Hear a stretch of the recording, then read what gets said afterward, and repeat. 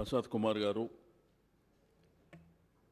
ఈరోజు శాసన సభాపతిగా ఎన్నికైనటువంటి శుభ సందర్భంలో మీకు మనస్ఫూర్తిగా అభినందన తెలియజేస్తూ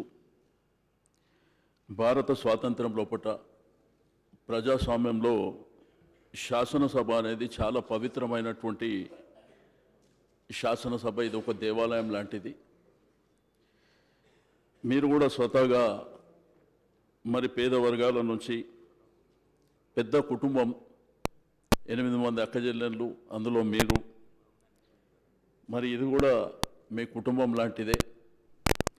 గౌరవ మా పార్టీ అధ్యక్షుల వారు ఒక కొత్త సాంప్రదాయానికి నాంది పలకడమే కాకుండా గౌరవ ముఖ్యమంత్రి గారు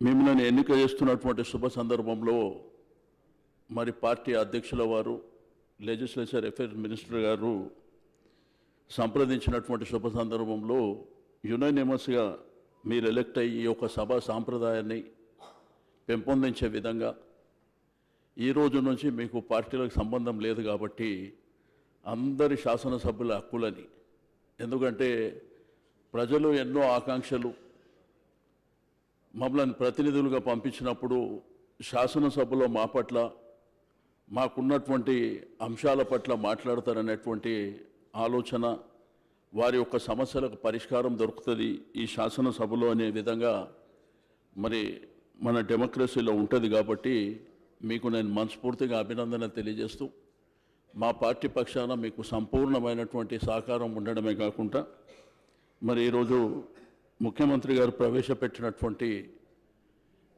ఈ యొక్క కార్యక్రమంలో మీరు శాసనసభ సభాపతిగా మరి ఆ స్థానంలో ఉన్నందుకు నిజంగా గర్వపడుతున్నామని చెప్పి నేను ఈ సందర్భంగా తెలియజేస్తూ సెలవు తీసుకుంటాను.